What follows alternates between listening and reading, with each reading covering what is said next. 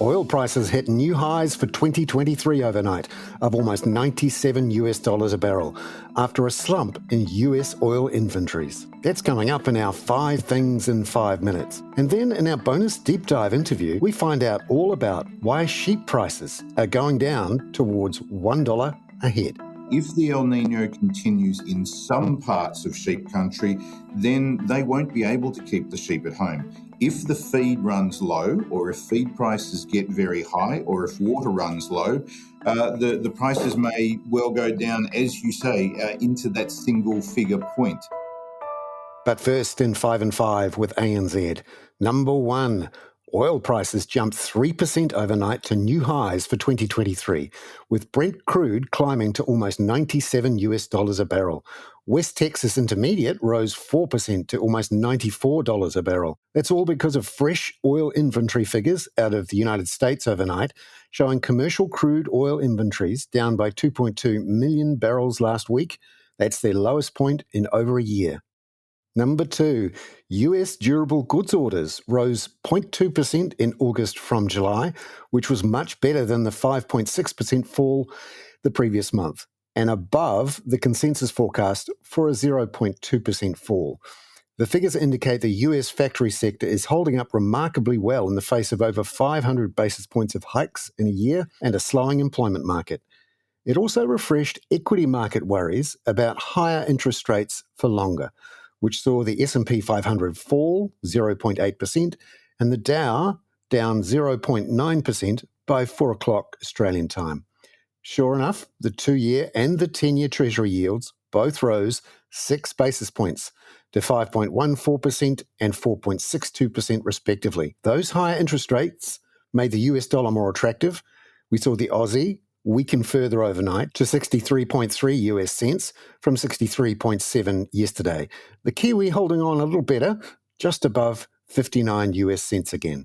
Number 3, Australia's annual inflation rate rose to 5.2% in August from 4.9% in July. But the main core measure, the monthly trimmed mean, was actually unchanged at 5.6%. This was in line with market expectations, but a bit more than ANZ expected. ANZ's head of Australian economics, Adam Boyton, says the RBA is unlikely to hike at its meeting next Tuesday. But it is possible the November meeting could become more of a live meeting for a hike once the RBA has seen the September quarter CPI figures on October the 25th. I think there's a couple of things that we'd need to see. Firstly, you'd need to be worried about not really where CPI had landed in the past couple of months, but was the overall direction of travel in the economy such that the bank might have to revise up the medium-term inflation forecast. So I think the question is not, are we going to get a slightly higher headline CPI in late October ahead of that November board meeting that might be a bit higher than what the bank's factoring, or is the broader question, is the economy stronger? Is the labour market tighter?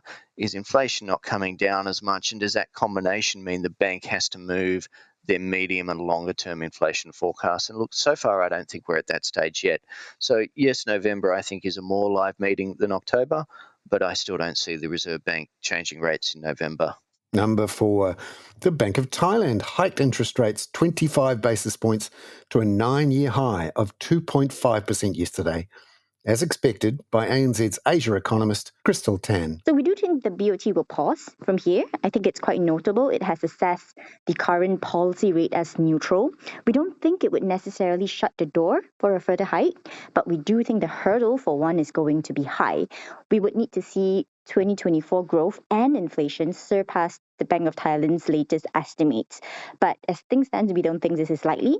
There's still considerable uncertainty as to the extent of the effectiveness of the government's stimulus policy, as well as the pace of recovery in Chinese tourists. So we do think it's going to be a wait-and-see stance from here. Number 5, consumer confidence in Australia has hit a roadblock, falling 3.4 points last week after trending up in recent months. Here's ANZ's Australia economist Maddie Dunk on what was behind that reversal in sentiment. We've seen that consumers have been feeling a little bit better since the RBA has stopped hiking the cash rate, but there is increased talk at the moment about the need for the RBA to potentially resume hiking. And we are seeing that petrol prices are very high in Australia. So they've averaged more than $2 a litre over the last 6 weeks. Maddie Dunk there.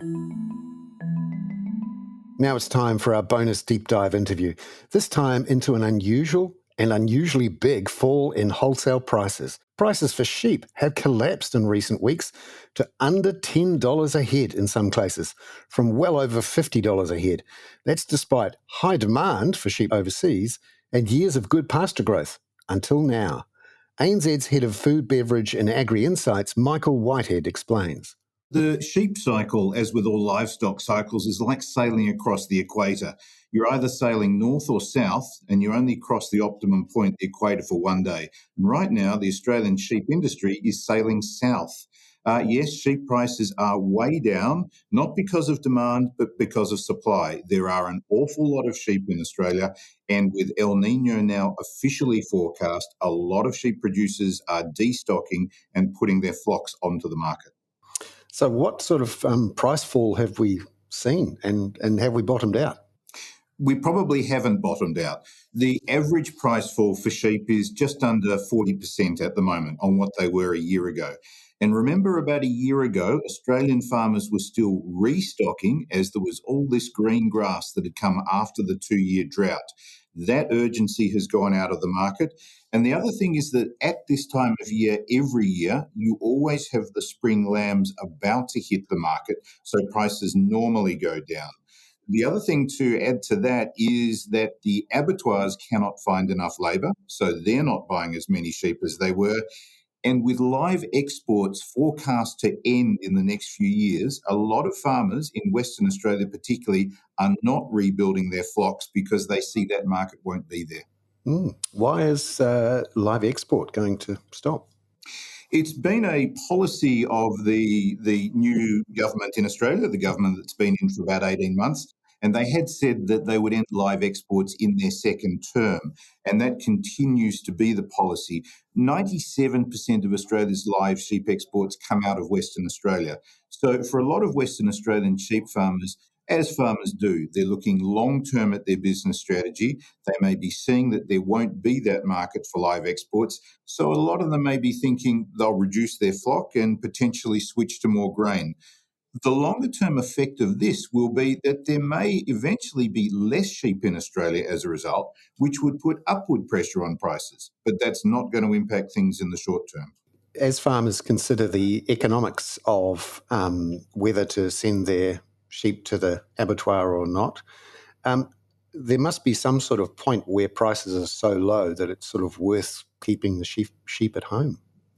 That absolutely happens in every cycle. But if the El Nino continues in some parts of sheep country, then they won't be able to keep the sheep at home. If the feed runs low, or if feed prices get very high, or if water runs low, the prices may well go down, as you say, into that single figure point. So some farmers will do their best, some will adjust them, some may even trade them to other farms. It could be a good buying time for some sheep farmers at the moment. But that downward pressure, as long as the rain stays away, could continue. ANZ's Michael Whitehead there. I'm Bernard Hickey. That was 5 and 5 with ANZ for Thursday, September the 28th. Catch you tomorrow with more on Australian retail sales.